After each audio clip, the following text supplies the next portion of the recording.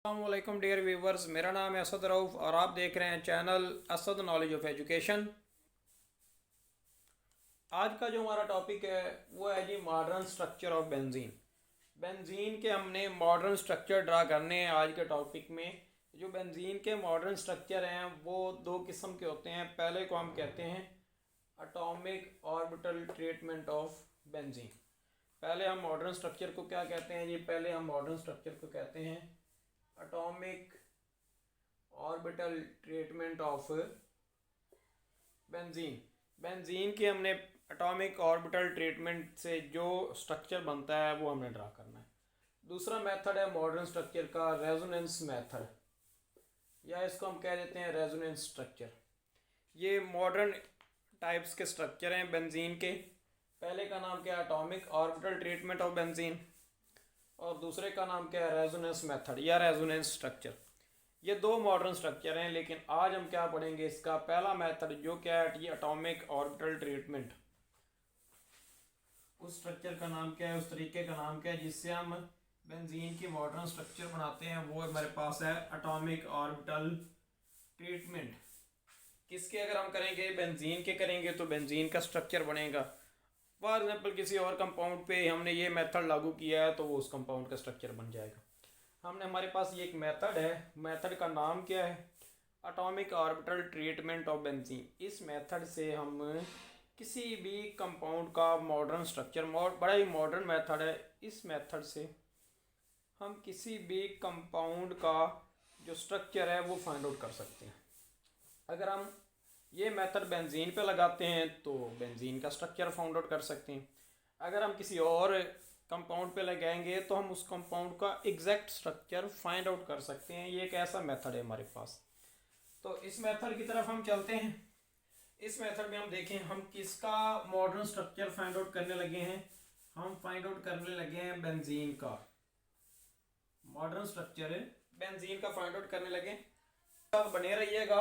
ये बेंजीन का जो मॉडर्न स्ट्रक्चर है हम इंतहाई आसान तरीके से बेस्ट फार्मूलाज के साथ निकालेंगे आपके सामने ही। हमने इसमें सबसे पहले देख लिया है कि हम किस कंपाउंड का मॉडर्न स्ट्रक्चर देख रहे हैं, बेंजीन का। फिर हम इसमें देखते हैं कि सेंट्रल एटम कौन सा है, बेंजीन के अंदर सेंट्रल एटम कौन सा है। तो ये बात पहले भी हम जानते हैं, इसमें जो सेंट्रल एटम है वो हमारे पास कार्बन है। सेंट्रल एटम जो मेन एटम है बेंजीन में वो कौन सा है? हमारे पास कार्बन है। बेंजीन का सेंट्रल एटम हमारे पास कौन सा होता है जी? कार्बन। जब हमने इतनी बात देख ली तो हम लिखते हैं कि कार्बन के इलेक्ट्रॉनिक कन्फिगरेशन क्या है। तो पहले हम कार्बन की ग्राउंड स्टेट इलेक्ट्रॉनिक कन्फिगरेशन लिखते हैं जी। Ground state. जब हमने इसकी ग्राउंड स्टेट इलेक्ट्रॉनिक कन्फिगरेशन लिखनी है तो सबसे पहले हम लिखेंगे कार्बन का जो एटॉमिक नंबर है वो कितना है। कार्बन का एटॉमिक नंबर 6 होता है। हमने 6 इलेक्ट्रॉन्स की मतलब इलेक्ट्रॉनिक कन्फिगरेशन लिखनी होती है इधर। ये हम लिखेंगे 1s 2 2s 2 2p x 2p y 2p z। तो इसमें 2 इलेक्ट्रॉन, इनमें 0, इनमें 0। ये तो हमारे पास होगी इसकी ground state electronic configuration. Ground state electronic configuration कुछ इस तरह भी हम लिख सकते हैं, इस तरह भी लिख सकते हैं, लेकिन इस तरह भी हम लिख सकते हैं। इसमें एक इलेक्ट्रॉन डाल देते हैं और इसमें एक। ये होगी इसके ग्राउंड स्टेट इलेक्ट्रॉनिक कन्फिगरेशन। लेकिन जब हम जाते हैं जी एक्साइटेड स्टेट में, किस स्टेट में? जब हम इसकी एक्साइटेड स्टेट में इलेक्ट्रॉनिक कन्फिगरेशन लिखेंगे तो वो कैसे लिखेंगे? ये सारी बातें आप पीछे पढ़ चुके हैं। ये बस मैं आपको रिवाइज करवा रहा हूं कि ग्राउंड स्टेट इलेक्ट्रॉनिक कन्फिगरेशन इसकी क्या होगी जी। वो हमारे पास होती है, ये एटॉमिक नंबर इसका 6, हम लिखेंगे 1s 2। अब एक इलेक्ट्रॉन यहां से, ये 2 इलेक्ट्रॉन थे, हम इसको 2 इलेक्ट्रॉन को फॉर एग्जांपल इस तरह कर लेते हैं कि एक इलेक्ट्रॉन आपका यहां से जंप कर जाता है ये 2pz ऑर्बिटल में। जब यहां से एक इलेक्ट्रॉन यहां जंप कर जाएगा तो हम इसकी इलेक्ट्रॉनिक कन्फिगरेशन कुछ इस तरह लिखेंगे 1s2 2s1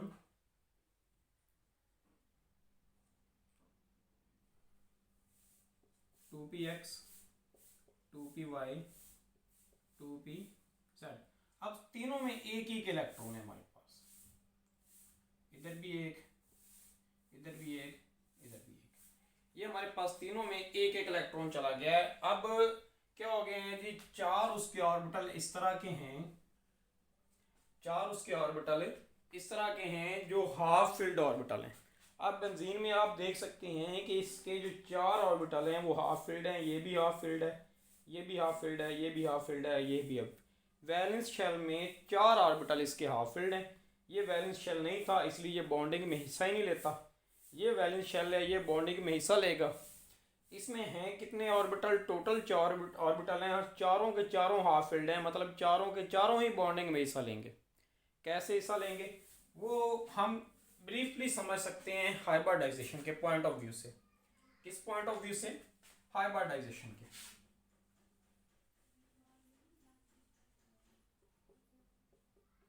अगर हम बेंजीन की हाइब्रिडाइजेशन की बात करें तो हम कहते हैं बेंजीन के अंदर क्योंकि डबल बॉन्ड होता है, इसके लिए जिसमें भी डबल बॉन्ड होता है उसमें हाइब्रिडाइजेशन होती है sp2। ट्रिपल बॉन्ड वाले में sp और सिंगल बॉन्ड वाले में sp3। तो क्योंकि हम कहते हैं, हमें पता है बेंजीन के अंदर डबल बॉन्ड है, तो हम कहते हैं इसके अंदर जो हाइब्रिडाइजेशन होगी वो sp2 हाइब्रिडाइजेशन होगी। अब sp2 हाइब्रिडाइजेशन में क्या होता है? sp2 हाइब्रिडाइजेशन में ये होता है, वो किस्म है हाइब्रिडाइजेशन की जिसमें एक s और दो p एटॉमिक ऑर्बिटल हाइब्रिडाइज्ड होते हैं। हम इसकी डेफिनेशन क्या लिखेंगे? The hybridization in which one s and two p orbitals, क्या एक s और दो p ऑर्बिटल्स आपस में ओवरलैप करेंगे, आपस में इंटरमिक्स होंगे और हमारे पास तीन ऑर्बिटल बनेंगे जो ऑर्बिटल क्या कहलाएंगे? sp2। क्या कहलाएंगे? sp2 hybridised orbital. ये sp2 हाइब्रिडाइजेशन क्या होती है कि इनमें क्या होता है, 1s और 2p एटॉमिक ऑर्बिटल। कौन से? मॉलिक्यूलर का वर्ड नहीं इस्तेमाल करना हाइब्रिडाइजेशन के डेफिनेशन में। मिक्स कौन से होते हैं? एटॉमिक ऑर्बिटल मिक्स होते हैं और बनते कौन से हैं? मॉलिक्यूलर ऑर्बिटल बनते हैं। तो हम लिखेंगे process in which 1s and p orbitals. अब इस तरह 2p नहीं लिख देना, इसका मतलब होता है दूसरा p। हम लिखेंगे 2p ऑर्बिटल्स। इस तरह ये करेक्ट है। ये वाला लिखना इस तरीके से लिखना बिल्कुल ही गलत बात है। हम लिखेंगे 1s, क्या लिखेंगे? इधर डेफिनेशन लिख देते हैं, प्रोसेस इन विच या hybridization in which 1s and 2p orbitals intermix. वो प्रोसेस है जिसमें क्या होता है, 1s और 2p ऑर्बिटल्स आपस में क्या होते हैं? इंटरमिक्स होते हैं। और बनाते क्या हैं? बनाते हैं हमारे पास 3sp2 हाइब्रिड ऑर्बिटल।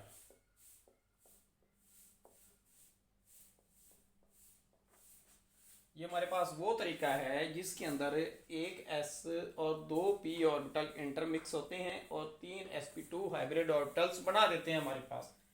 अब क्या होगा? अब ये देखें कि बेंजीन के अंदर जितनी भी कार्बन है, क्योंकि हर कार्बन ने हाइब्रिडाइजेशन में हिस्सा लिया है, तो हर कार्बन के पास तीन sp2 हाइब्रिड ऑर्बिटल्स हैं। कितने ऑर्बिटल्स हैं? sp2 हाइब्रिड ऑर्बिटल्स हैं। और हाइब्रिड ऑर्बिटल हमें पता है क्या बॉन्ड बनाते हैं? Sigma bond. हाइब्रिड ऑर्बिटल क्या बनाते हैं जी? हम बात करें कार्बन की तो हर कार्बन के ऊपर कितने हैं जी? 3sp2 hybrid orbitals.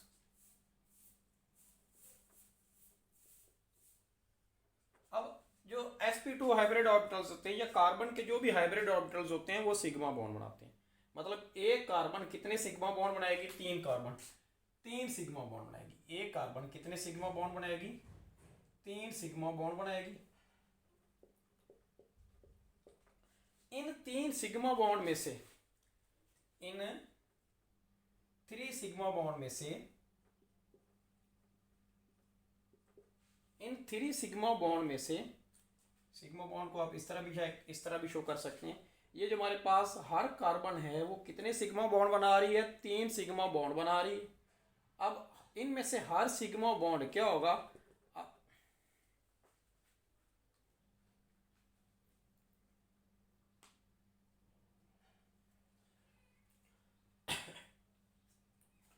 हम देख रहे हैं कि जो हर कार्बन एटम है हमारे पास वो 3 सिग्मा बॉन्ड बना रहा है। अब देखते हैं कि ये वाली सिग्मा बॉन्ड हैं वो किधर किधर बनते हैं। ये हम देखते हैं कि ये वाले जो सिग्मा बॉन्ड बन रहे हैं वो किधर किधर बनेंगे हमारे पास। तो पहली बात हम लिखते हैं, पहला पॉइंट, कि जो 2 सिग्मा बॉन्ड हैं, इन 3 में से जो 2 सिग्मा बॉन्ड हैं वो जो कार्बन बनाता है adjacent carbon with adjacent carbon,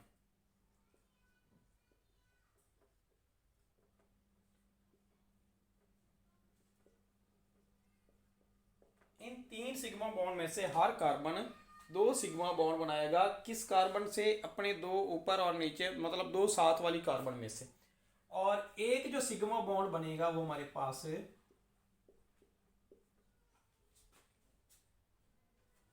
वो हाइड्रोजन एटम से बनेगा। किस एटम के साथ मिलके बनेगा? हाइड्रोजन एटम से। हमने कहा इनमें जो हर कार्बन एटम है वो 3 सिग्मा बॉन्ड बना रहा है, और जो हर सिग्मा बॉन्ड है कार्बन एटम का वो 2 साथ वाली कार्बन एटम के साथ होता है, और एक सिग्मा बॉन्ड किसके साथ होता है? हाइड्रोजन एटम के साथ होता है। एक डायग्राम के जरिए एक्सप्लेन करते हैं जिसको आप मजीद ब्रीफली आप समझ सकते हैं। इसमें से डायग्राम में हमें पता है बेंजीन के पास कितनी कार्बन है? 6 कार्बन है। सबसे पहले हम 6 कार्बन बनाते हैं। इधर ये एक कार्बन हमने बना दी, ये दूसरी, ये तीसरी, चौथी, पांचवी और छठी। ये हमने 6 कार्बन बना दिए बेंजीन की। तो अब हम ऊपर पढ़ चुके हैं कि हर कार्बन के पास कितने sp2 हाइब्रिड ऑर्बिटल होंगे? 3 sp2 हाइब्रिड ऑर्बिटल होंगे। तो हम 3 sp2 हाइब्रिड ऑर्बिटल्स को इधर बनाते हैं। एक, इसको थोड़ा सा बेहतर करके बना देते हैं। एक हमारे पास हाइब्रिड ऑर्बिटल इसका हो गया। अब हम दूसरा हाइब्रिड ऑर्बिटल बनाते हैं। हमारे पास इधर चला गया। अब तीसरा हाइब्रिड ऑर्बिटल बनाते हैं, वो इधर चला गया। इसी तरह इस कार्बन के पास भी 3 हाइब्रिड ऑर्बिटल हैं। एक इसका ये हो गया जी, दूसरा इसका ये, और तीसरा हाइब्रिड ऑर्बिटल इसका ये। अब इसी तरह इस कार्बन के साथ भी 3 हाइब्रिड ऑर्बिटल हैं। पहला इसका ये, दूसरा इसका ये, और तीसरा इसका ये। अब इसी तरह इस कार्बन के पास भी 3 हाइब्रिड ऑर्बिटल्स हैं। एक इसका ये, एक इसका ये, और तीसरा इसका हम किधर बना देंगे जी? ये बना दिया। अब इस कार्बन के पास भी 3 हाइब्रिड ऑर्बिटल हैं जी, ऊपर नहीं बनाना। अब इस कार्बन के साथ भी 3 हाइब्रिड ऑर्बिटल हैं जी। पहला ये, दूसरा ये, और तीसरा ये। अब सेम इसी तरह इस कार्बन के साथ पास भी 3 हाइब्रिड ऑर्बिटल है। एक ये, 2 ये, और तीसरा ये। अब हर कार्बन में क्या है? हर कार्बन 2 सिग्मा बॉन्ड बना रहा है। हमने क्या, हर कार्बन कितने सिग्मा बॉन्ड बना रहा है जी? 2 सिग्मा बॉन्ड बना रहा है विद एडजेसेंट कार्बन एटम। एक इस कार्बन का सिग्मा बॉन्ड ये है जी, एक इस कार्बन का सिग्मा बॉन्ड ये है जी। मतलब इस कार्बन में कितने सिग्मा बॉन्ड बनाए हैं? 2 सिग्मा बॉन्ड बनाए हैं विद एडजेसेंट कार्बन एटम। हम इसको कह देते हैं, ये भी sp2 हाइब्रिड ऑर्बिटल था, ये भी sp2 हाइब्रिड ऑर्बिटल है। तो sp2 हाइब्रिडाइजेशन से ये वाला सिग्मा बॉन्ड बना है। अगर हम इसकी बात करें कि ये वाला जो कार्बन एटम है ये क्या कर रहा है? ऊपर वाले से भी, नीचे वाले से भी। तो हम इस सब को हम क्या कह देंगे? ये sp2 हाइब्रिड है। ये किससे बना हुआ है? sp2 से। इसी तरह ये भी sp2 से बना हुआ है। इसी तरह ये भी आपका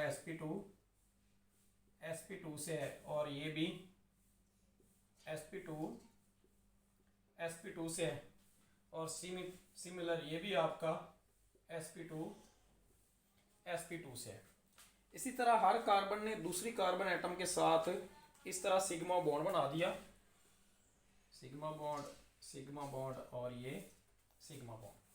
तो अब बारी आती है इनके ऊपर, अब ये sp2 हाइब्रिड ऑर्बिटल है, ये sp2 है, ये sp2 हाइब्रिड ऑर्बिटल है, ये भी और ये भी। बेंजीन के अंदर 6 हाइड्रोजन भी होती हैं हमारे पास। वो जो 6 हाइड्रोजन होती हैं वो क्या करेंगी, वो इन sp2 हाइब्रिड ऑर्बिटल के साथ मिल जाएंगी। फॉर एग्जाम्पल ये एक हाइड्रोजन आ गई हमारे पास,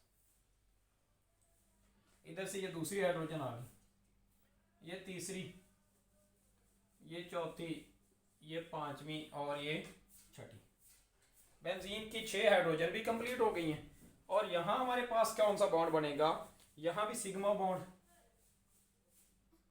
यहां भी सिग्मा, ये भी सिग्मा, ये भी आपके पास सिग्मा, ये भी सिग्मा और ये भी सिग्मा। ये जो सिग्मा बॉन्ड है और जो पहले सिग्मा बॉन्ड बना है उसमें थोड़ा सा फर्क है। ये वाला सिग्मा बॉन्ड आपका ओवरलैप होती है, वो हमारे पास होती है sp2s ओवरलैप। इधर भी हमारे पास कौन सी ओवरलैप होगी, sp2s ओवरलैप। इधर भी sp2s ओवरलैप। sp2s ओवरलैप का मतलब ये है कि ये वाला sp2 हाइब्रिड ऑर्बिटल है और ये हाइड्रोजन का s ऑर्बिटल ओवरलैप में इस्तेमाल हो रहा है। तो हम इधर लिख देंगे sp2s, इधर भी हम क्या लिख देंगे sp2s। इसी तरह इधर भी sp2s ओवरलैप। अब हमारे पास बेंजीन में कितने, एक तो हमारे पास ये सिग्मा बॉन्ड बने हैं, एक उनके, हर बेंजीन ने कितने सिग्मा बॉन्ड बनाए हैं, 3 सिग्मा बॉन्ड बनाए हैं। एक 2 सिग्मा बॉन्ड उनके एडजेसेंट कार्बन एटम के से एडजेसेंट कार्बन एटम के साथ थे। जैसा कि ये कार्बन है, एक उसका सिग्मा बॉन्ड इस कार्बन के साथ है, एक उसका सिग्मा बॉन्ड इस कार्बन के साथ है। अब ये कार्बन है, एक उसका सिग्मा बॉन्ड इस हाइड्रोजन के साथ है। अब इसी तरह हर कार्बन एटम ने कितने सिग्मा बॉन्ड बनाए हैं जी, हमारे पास हर कार्बन एटम ने 3 सिग्मा बॉन्ड बनाए हैं। हाइब्रिडाइजेशन पर वापस आते हैं, उसमें हमने देखा कि ये जो हमारे पास 2s था, 2px था, 2py था, ये जो 3 ऑर्बिटल थे ये हाइब्रिडाइजेशन में हिस्सा ले रहे हैं, ये वाला ऑर्बिटल हिस्सा नहीं ले रहा। ये जो 3 ऑर्बिटल हाइब्रिडाइजेशन में हिस्सा ले रहे थे उनकी बॉन्डिंग को हमने इस तरह एक्सप्लेन कर दिया। अब इसका क्या, जो हाइब्रिडाइजेशन में हिस्सा नहीं ले रहा, ये क्या होता है, ये जो 2p ऑर्बिटल है ये क्या होता है, बेंजीन के अंदर अनहाइब्रिडाइज्ड होता है, बेंजीन के अंदर अनहाइब्रिडाइज्ड होता है। और अनहाइब्रिडाइज्ड ऑर्बिटल कौन सा बॉन्ड बनाता है, हमने पीछे पढ़ा जो हाइब्रिडाइज्ड ऑर्बिटल हैं वो तो सिग्मा बॉन्ड बना रहे हैं, लेकिन जो अनहाइब्रिडाइज्ड ऑर्बिटल है वो हमारे पास कौन सा बॉन्ड बनाता है, वो हमारे पास पाई बॉन्ड बनाता है। और पाई बॉन्ड किस ओवरलैप से बनता है, पैरेलल ओवरलैप से। पैरेलल ओवरलैप से जो चीज बनती है उसमें electron density, line joining between 2 atoms, मतलब 2 एटम्स, जो 2 जुड़े हुए एटम्स के ऊपर नीचे होती है। इलेक्ट्रॉन डेंसिटी 2 जुड़े हुए एटम्स के ऊपर नीचे होती है। हम इसको इस डायग्राम के जरिए बेटर एक्सप्लेन कर सकते हैं कि ये हमारे पास कार्बन था, ये कार्बन था, उसी तरह हमने उसकी डायग्राम बना दी जी, जैसे पहले हमने डायग्राम बनाई हुई उधर। ये जो हमारे पास इस तरह ओवरलैप हो रहे हैं जी कार्बन एटम्स, हमने इसकी ये डायग्राम बना दी। अब हमने ये जो 2pz ऑर्बिटल है वो इधर बना दिया unhybridised p orbital. p orbital की शक्ल इस तरह डंबल होती है, तो हमने डंबल शक्ल बना दी। इस पे भी एक अनहाइब्रिडाइज्ड p ऑर्बिटल था, उसकी डंबल शेप हमने इस तरह बना दिया। इसके ऊपर भी अनहाइब्रिडाइज्ड p ऑर्बिटल था, उसकी भी डंबल शेप हमने इस तरह बना दी। अब इस पे भी था, इसकी डंबल शेप भी हमने कुछ इस तरह बना दी। इधर भी अनहाइब्रिडाइज्ड p ऑर्बिटल था तो उसकी शेप भी हमने ये बना दी। अब इस पे था तो उसकी शेप भी हमने अनहाइब्रिडाइज्ड p ऑर्बिटल की डंबल शेप को हमने कुछ इस तरह एक्सप्लेन कर दिया। अब ये जो p ऑर्बिटल है ये क्या करेगा, ये इधर से भी थोड़ा बहुत जुड़ जाएगा, इधर से भी जुड़ जाएगा, यूं इधर से भी जुड़ जाएगा, यूं इधर से भी जुड़ जाएगा, और यूं इधर से भी जुड़ जाएगा, यूं हाइब्रिडाइजेशन कर लेगा ये क्या हो जाएगा, इसकी हाइब्रिडाइजेशन कुछ इस तरह होगी। तो इस तरह हाइब्रिडाइजेशन करके बेंजीन के गिर्द दो रिंग्स बना रहा है। ये कौन सी रिंग्स, उसको हम निशानदेही करा कर देते हैं, ऊपर भी नीचे भी। एक ये रिंग थी इलेक्ट्रॉनिक क्लाउड की, एक रिंग तो आपके पास ये बनी इसकी। अब दूसरी रिंग कौन सी बनी है उसको हम ब्लैक पॉइंटर से मार्क आउट करते हैं ताकि आपको आसानी से देखने में समझ आ सके। एक दूसरी रिंग इसने बेंजीन के ऊपर यू बना दी, अपना इलेक्ट्रॉनिक क्लाउड बेंजीन के ऊपर कुछ इस तरह फैला दिया। अब दो रिंग्स को आप अच्छी तरीके से देख रहे हो, ये एक ऊपर है ये एक नीचे है। अगर हम बेंजीन को बनाएं, बेंजीन के मॉलिक्यूल को, तो ये हम बेंजीन का मॉलिक्यूल बनाते हैं। इसकी एक रिंग यूं ऊपर आ गई, इलेक्ट्रॉनिक क्लाउड कुछ इस तरह बन गया, और कुछ इलेक्ट्रॉनिक क्लाउड बेंजीन के ऊपर इस तरह बन गया, जो बेंजीन को ऊपर से भी कवर कर देते हैं, जो बेंजीन को नीचे से भी कवर कर देता है। और ये जो उसका इलेक्ट्रॉनिक क्लाउड है एडजेसेंट पोजीशन पर होता है, ये फ्यूज हो जाता है, ये डिलोकलाइज्ड हो जाता है, ये एक जगह पे टिका नहीं रहता, जिससे बेंजीन के इलेक्ट्रॉन आसानी से अवेलेबल भी नहीं होते, ये घूमते फिरते रहते हैं, यूं चक्कर लगाते रहते हैं। इस तरह का जो इलेक्ट्रॉनिक क्लाउड होता है ये दूसरे आम इलेक्ट्रॉनिक क्लाउड जैसे अल्कीन अल्काइन का है उससे थोड़ा सा मुख्तलिफ होता है। कैसे कि ये मोर डिफ्यूज होता है, या हम इधर से देख रहे हैं स्ट्रक्चर से और स्ट्रक्चर से ये डिफ्यूज है, मोर डिफ्यूज होता है। दूसरा हम लिखते हैं कि ये जो इलेक्ट्रॉनिक क्लाउड है ये मोर डिलोकलाइज्ड होता है, एक जगह पे टिका नहीं रहता, यह आसाना घूमता फिरता रहता है, नॉट अवेलेबल होता है, आसानी से ये अवेलेबल भी नहीं होता। तो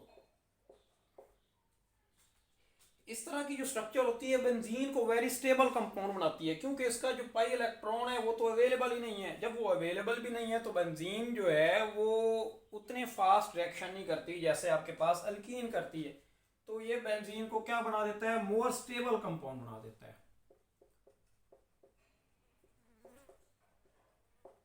तो ये था हमारा क्या atomic orbital treatment of benzene, इसमें हमने ये चीज़ें पढ़ी थी। उम्मीद करता हूँ आपको वीडियो पसंद आई होगी। अगर वीडियो आपको पसंद आई है तो चैनल को सब्सक्राइब कर दें, वीडियो को लाइक कर दें और वीडियो को शेयर भी कर दें अगर हो सके तो, और बेल आइकॉन को दबा दें ताकि आपको नई आने वाली वीडियोस टाइम पे मिलती रहें।